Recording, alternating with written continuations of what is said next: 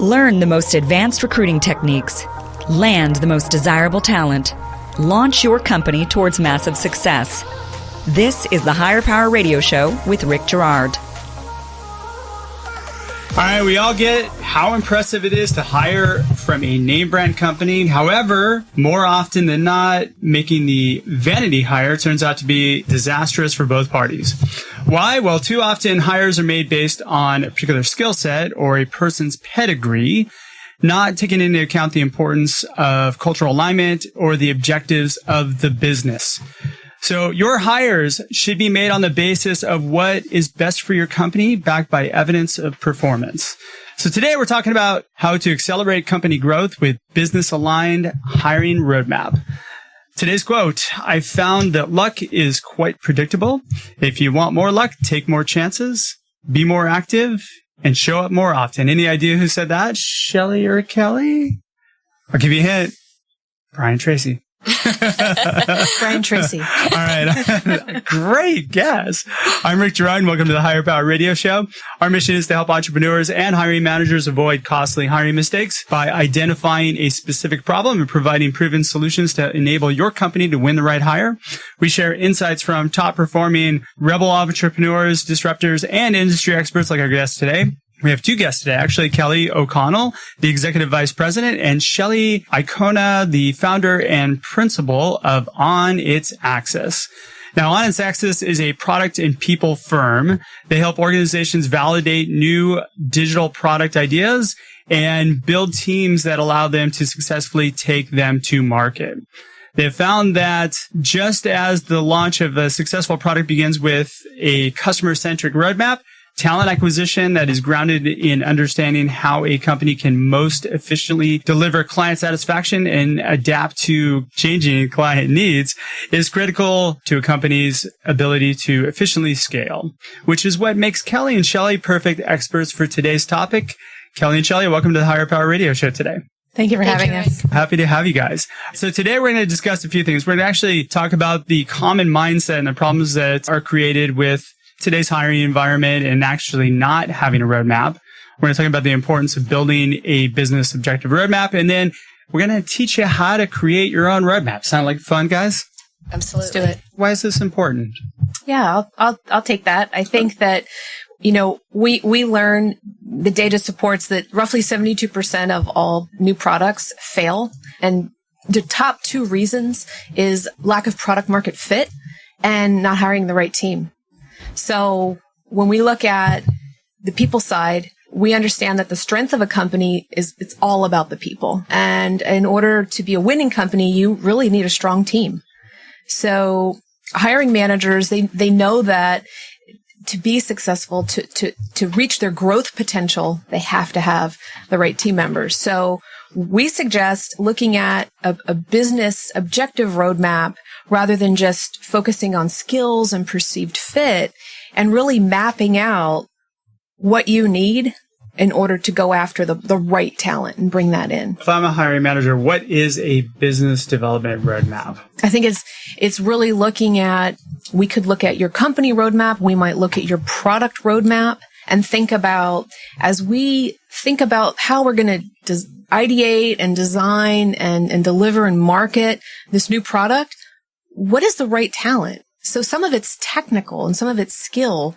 Some of it's soft skills. Some of it is, how does this person fit within the larger group? So Sure. Especially hiring new talent and bringing new talent into an existing team that's already operating on a certain cadence, that needs to flow well when that new person's brought in. How do we onboard?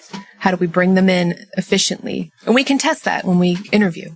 What are the business objectives, though, that we're looking at? Yeah. I'll chime in. So looking at a company's financial model, looking at revenue triggers that they're trying to achieve, new markets that they're trying to approach and launch, requires a company, in order for them to successfully hit those numbers, to think about the right organizational design to maximize their ability to achieve those numbers. So when we think about launching a product, it's really about looking at what's the leanest number of people we can have on a team to successfully take that product to market and achieve the business objective and financial objective that we forecast that we're going to hit.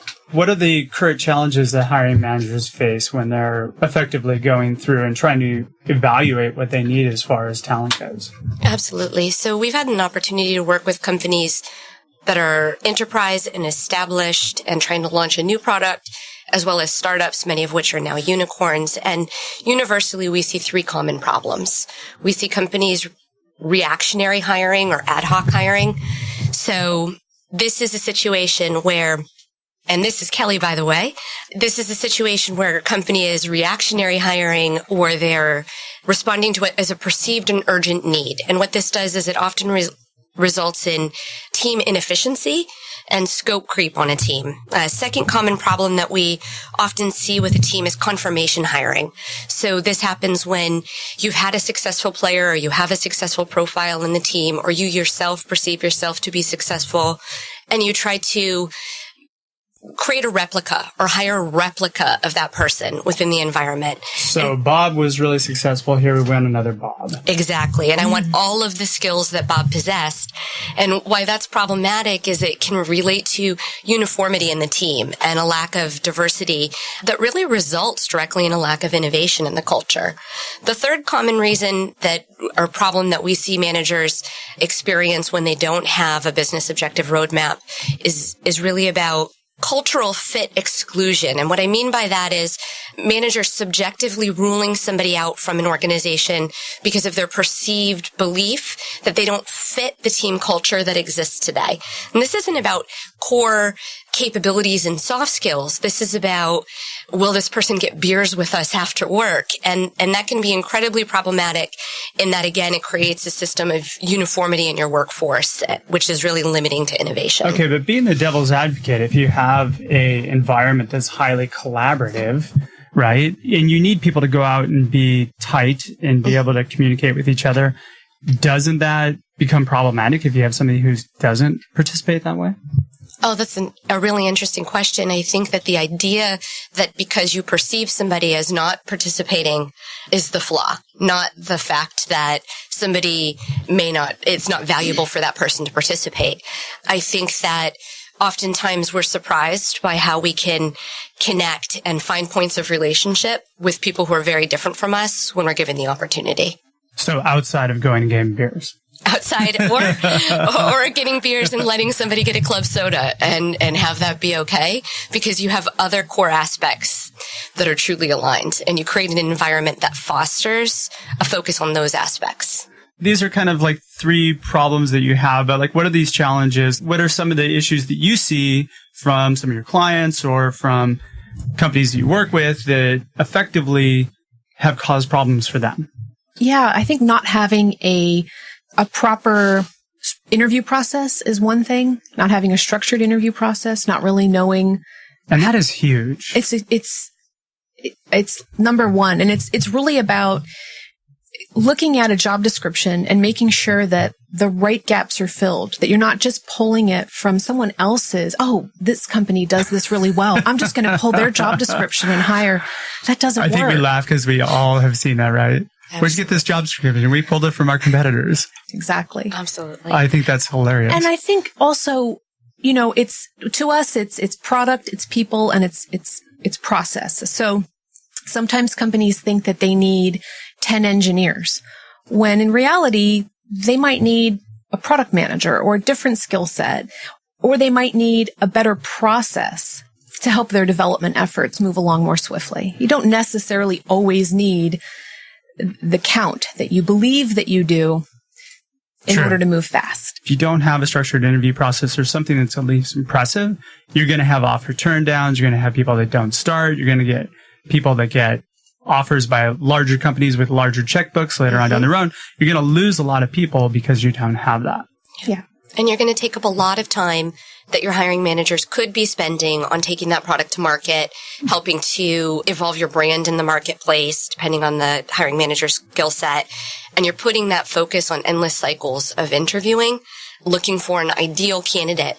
And that can actually have a really devastating cultural impact on your internal team and the internal perception of team performance and ability. I always feel like it's our job to make sure that we're saving time for people so that we're providing them people that actually have the ability to come in and make an impact in the organization. But I think that companies without coaching, they're just doing an interview process that essentially brings them to a point where they're getting lucky if they get somebody who sticks. And that's why you have companies with such high attrition rates, right? Absolutely. One of the other things that we see here frequently is when companies have ad hoc hiring and there's not a predictable schedule for hiring, a predictable understanding of who will be added to the team, it creates internal team conflict. It creates an internal pressure or feeling that you're doing additional work that you shouldn't be doing. And it often results in a perception from internal team members that there's not a long-term career opportunity, which can be incredibly costly to an organization's potential success. Yeah, because then they take our call. Absolutely. Because I've got an opportunity that provides growth for you. And if we think to that business objective roadmap, we can create hiring triggers. So we can say, okay, well, when we get to V2 or whatever that is of the product or whatever we're working on, we need to hire X number of people. Being thoughtful about that and planning for that is so important. That way, existing team members don't feel overloaded, as Kelly mentioned, and you can move at the pace that you want. Well, not only can you move at the pace you want, but you can also cultivate the talent that you already have to be able to move into that position. So you're not, oh crap, I need somebody who does X and we don't have anybody who does that. So you can plan ahead for it, right? Mm-hmm. I'm preaching to the choir. All right. You're listening to the Higher Power Radio Show. I'm Rick Girard. And for our podcast listeners, we're going to take a quick educational moment for our sponsors. Find out how healing a person's pain points attracts amazing people to your company. Check out our passive talent webinar at stridesearch.com. We are speaking with Shelley Iocona and Shelley Iocona, the Executive Vice President and founder and principal of On Its Access. And we're just hitting the tip of the iceberg talking a bit about building a business-aligned hiring roadmap. That's right. We just talked about kind of some of the pain points about it. Now we're going to talk about how to do it. What needs to be in place first in order for you to build a roadmap? I'll start. All right, Shelley. I love roadmaps. You're the roadmap queen. I like to think that I am. I think, structuring the team OKRs, right? Objectives and key results, and really correlating them to the company goals is very, very important. And that's important for a lot of reasons, but it's also, when we talk about hiring, it's important that the talent that you bring in feels engaged, that they know the objectives that they need to hit to perform for themselves, for their team, and to hit their goals. I mean, that could result in a bonus, that results in company hitting major milestones. So that piece is super important. When we look at that, how do you do that? You take the job description, look at just any generic job description, and you tailor it. You create a interview scoring rubric, and you do that, and you try to base it on looking at the gaps that you have in your team. Wait, so how do you create an interview scoring rubric? I'm going to let Kelly handle that because she does that all the time. Because I hear that a lot, and there's a lot of people that do scorecards and what have you. But I mean, yeah, absolutely. How effective are those really? So, like anything, probably more effective than not.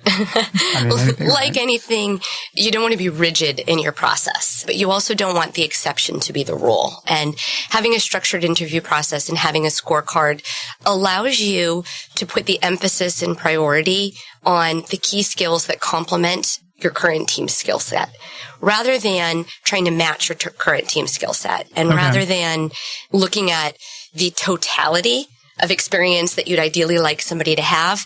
It's saying these 3 key areas are non-negotiable, and these 3 key areas are really nice to have. And I weight those together to identify out of the candidates that I meet, the person with the highest opportunity for fit. So give me a for example, because usually I find the 3 things that are non-negotiable needs to have 7 years of this, 4 years of that, and 5 years of this, right? Absolutely. Which I think is silly because you can find somebody with 2 years that has more experience than somebody who has 10, right? Absolutely. Or who's more accomplished than them. So again, I look at this as having companies align to fill the gaps on their core team. Okay. So while I've experienced that many companies say we use SQL a lot in our organization. So everybody needs to have exceptional SQL. I would argue that if you have a team with 5 really exceptional SQL people, that maybe somebody could be a 5 with a desire to grow in SQL, but bring in a skill set that your team doesn't necessarily have strength in. BI, AI, more recent experience in machine learning and automation. So it's about looking at your core team and then balancing out your weighting based on the skills you already have and creating an opportunity for growth for whoever's coming in. So this is an exercise that I'm sure that you guys do and that I do with my hiring managers as well, right? I mean, this is something that's really important. Mm-hmm. But How do you get them effectively to do it themselves? So we facilitate workshops. We believe in creating a model that enables the managers to create a system. And like any workout plan and essentially having a business aligned hiring plan, it feels like more work up front and it's a little uncomfortable up front. Once they're in the process of doing it, we find that they see how much time they save. They see how much easier it is to make hiring decisions, and they see how much more efficient and how much more likely those team members are going to be engaged participants in the overall team. So give me an outline of how we do this. So I feel like I'm talking a lot. But that's because I'm running out of battery right now, so I'm scrambling to plug my computer back in. So the first and I think most essential element is to work with a client to identify the core success factors. You know, this is about determining what are your business objectives, what are they this quarter, what are they the next quarter, and who are the key players that you truly require as the highest priority to help you deliver and execute on those goals. And then prioritize sourcing around that. Rather than focusing on, we have 100 hires to make across all of these areas, by prioritizing the key hires based on the order of their business objective map, it can make it a lot more tangible. It's funny how we're talking about planning and my poor planning. I forgot to plug my computer in and I'm running out of battery, so I'm panicking right now. That's great. I love it. I think another piece is really looking at beyond hard skills, looking at soft skills. So how do people that you're interviewing, how do candidates interview? How do they communicate? And how do they carry themselves? I mean, that's a huge piece. So when you put that on paper, you put all these hard skills and how many years they need, some of that's important.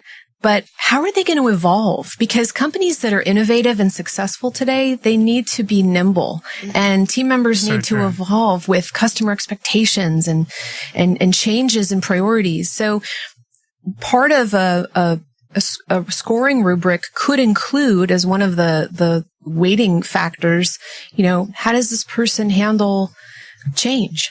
And how do they think about customers and market change? I mean, I find that's way more important than the skills because skills can be learned, right? Absolutely. I've talked to a lot of hiring managers in the past that'll say, look, you just send me a person who's a good coder.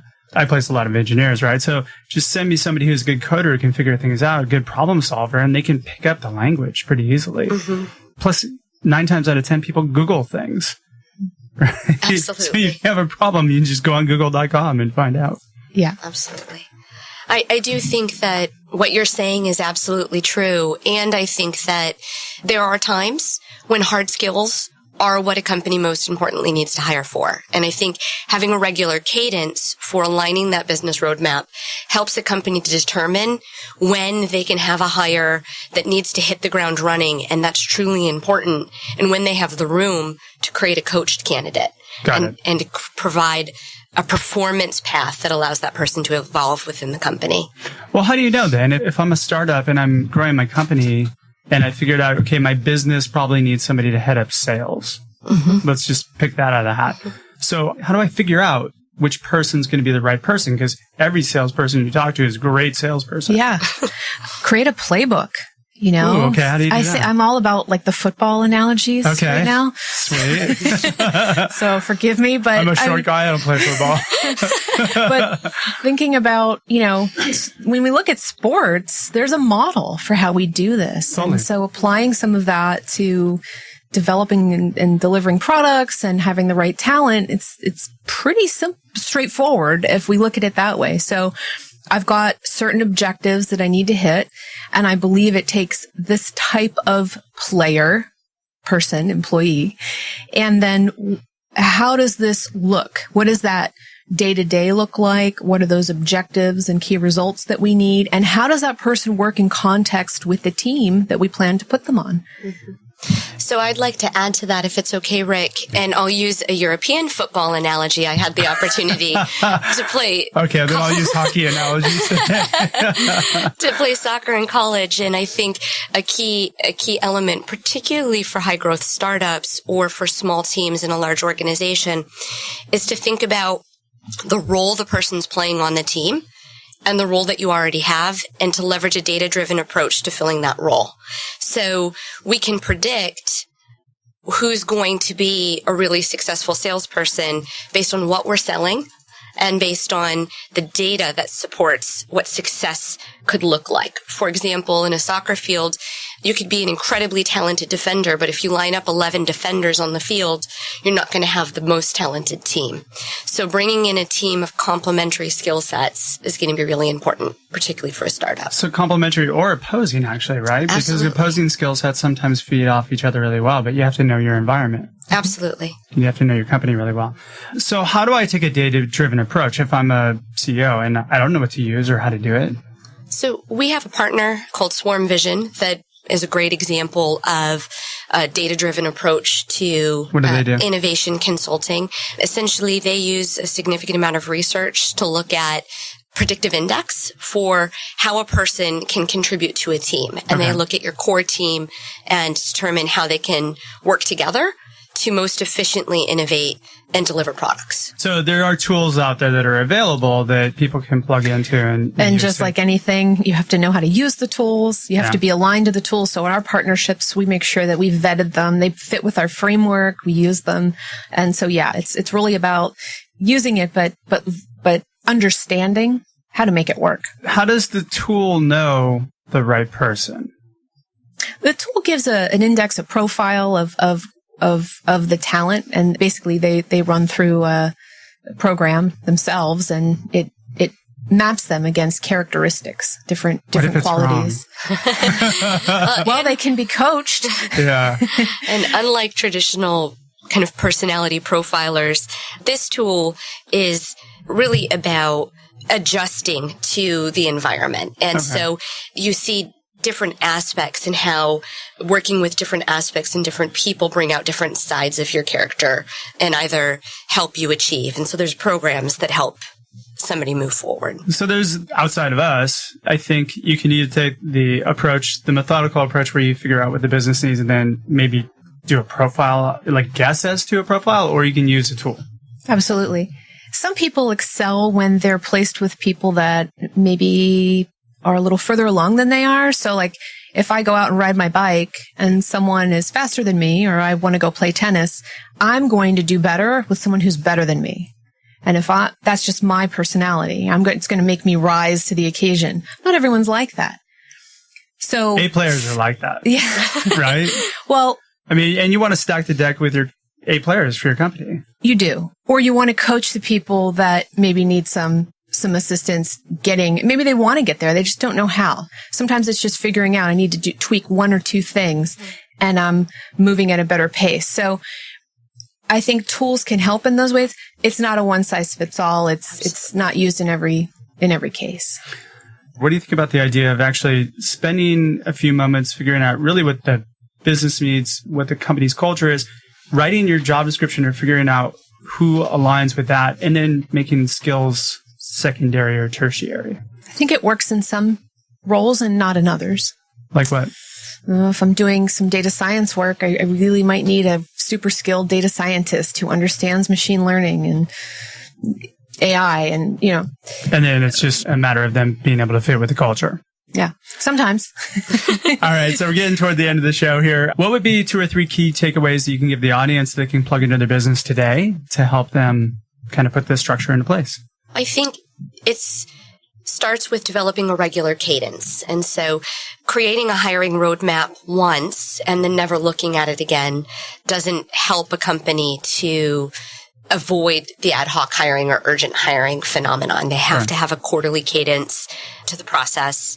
I mentioned before, I think it's incredibly important that you're not rigid through this process, is that nothing should be fixed.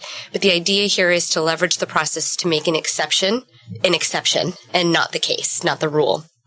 And then I think that really providing your team with clear objectives related to their role and providing them with clear, based on that hiring, business aligned hiring roadmap, with a clear opportunity for career growth within an organization is going to help you to advance, to achieve as an organization, and it'll help you to attract Generation Y and Z talent as well. I think talking about what worked well is so important. I'm a big fan of retrospectives, and I don't think we do them enough for when things go well, because that's how we learn from our failures, hopefully, but I think we should say, hey, let's do more of that. So we hired this great person. The process went well. They onboarded easily.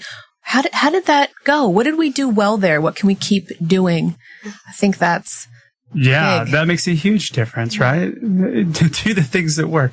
Although, unfortunately, it seems so obvious. I know, right?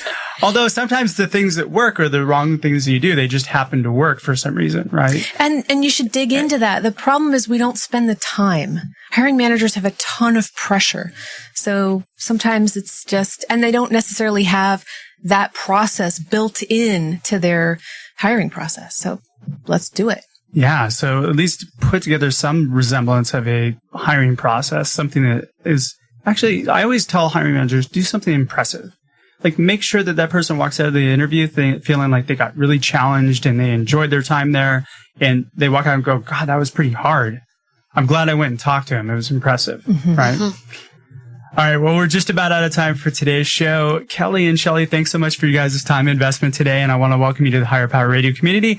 Now, what's the best way in which members of our community can find you guys, reach you, hire you, whatever? We are on Twitter, LinkedIn, and Facebook at On Its What's your Axis. Twitter handle? On Its Axis, ONITSAXIS. You can find us there. You can go to our website, www.onitsaxis.com, and you'll find a ton of information about the workshops that we have and the strategy and HR consulting that we do. All right. Well, I want to thank our listening audience for tuning in to this week's episode of Higher Power. Quick thanks to our team, our engineer, Paul Roberts, our producers, Andrea Ballin, Shanti Ryle, and Ayla Gerard. If you're listening to the podcast, please subscribe, review, and share. We're listening. We love your feedback. And after all, the show's for you. So keep it coming. You can join the Higher Power Radio community at Higher, that's HIRE, Power, POWER, radio, RADIO.com, or drop me an email at rick@stridesearch.com to learn about our passive talent webinars and workshops. Tune in next week. Our guest is going to be Christopher Hagney. He is the CEO of Social Engineer, Inc. I'm your host, Rick Gerard, and you have been listening to the Higher Power Radio Show. Aloha. Thank you for listening to Higher Power with Rick Gerard on OC Talk Radio.